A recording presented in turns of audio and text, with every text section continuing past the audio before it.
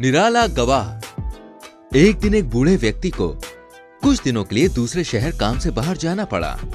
उसने अपने 1000 सिक्के सुरक्षित रखने के लिए अपने पड़ोस में रहने वाले एक युवक को दिए। बाद में जब वो वापस लौटा तो उसने अपने पड़ोसी युवक से अपने सिक्के वापस मांगे, लेकिन वह युवक बहुत चालाक निकला और उसे राशि देने से इनकार कर दिया और ऊपर से कहने लगा, आपने मुझे कुछ दिया ही नहीं था, तो मैं आपको कौन से सिक्के वापस दूं? अंत में उस बूढ़े व्यक्ति ने युवक के खिलाफ अदालत में शिकायत कर दी। हर बार की तरह बादशाह अकबर ने यह मामला भी सुलझाने के लिए बीरबल से कहा। बीरबल ने सारी बात को ध्यान से सुना।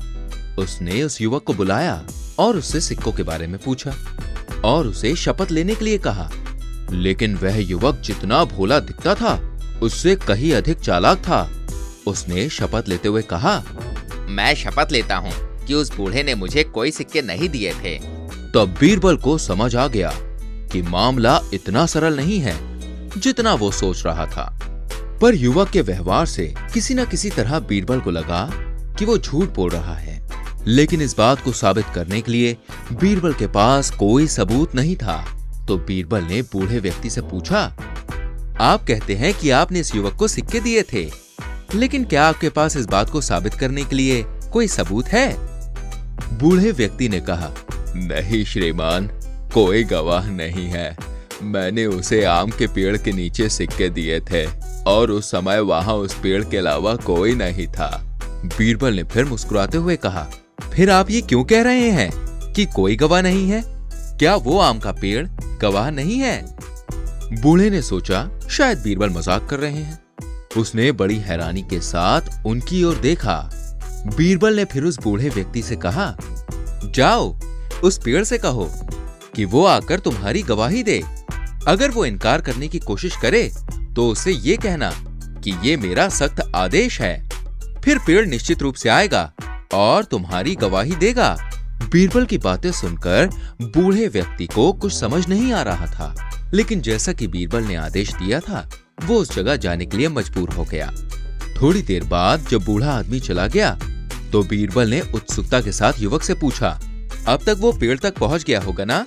युवक ने एक ही बार में उत्तर दिया, क्या आपको ऐसा लगता है पेड़ पास ही कहीं है? क्यों, ऐसा नहीं है क्या? बीरबल ने पूछा और चुप हो गया।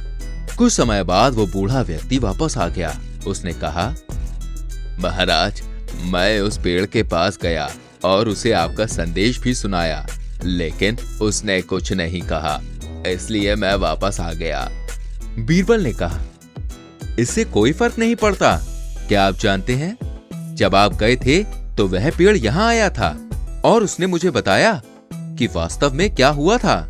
ये सुनकर युवक हैरान रह गया और उसने कहा, श्रीमान, आप झूठ बोल रहे हैं। अगर पेड़ आया होता तो वो निश्चित रूप से दिखाई देता। तब बीरबल ने कहा, तुम बहुत चालाक आदमी हो। भले ही वो पेड़ यहाँ नहीं आया हो, लेकिन उसने सबूत दिया है कि बूढ़े ने तुम्हें सिक्के दिए थे। युवक बीरबल के जाल को समझ गया। उसने कहा, ये झूठ है। क्या किसी ने पेड़ को यहाँ देखा है? मुझे तो ये भी नहीं पता कि वो कौन सा पेड़ है। बीरबल ने कहा, तुम दुष्ट आदमी हो। तुम मुझे धोखा देने की कोशिश कर रहे हो। यदि तुम नहीं जानते कि वह कौन सा पेड़ था तो तुमने मुझे कैसे बताया? पेड़ पास नहीं है, वो बहुत दूर है। वह युवक अब निशब्द था। उसने अपना अपराध स्वीकार कर लिया। फिर वो घर वापस गया और उस बूढ़े व्यक्ति को अपने हक के 1000 सिक्के मिल ही गए। इस तरह बीरबल ने अपनी बुद्धि और समझदारी से पैसे वापस पाने में बूढ़े व्यक्ति की मदद की। और सारी बातें जानने के बाद बादशाह अकबर ने बीरबल की चतुराई की बहुत तारीफ की।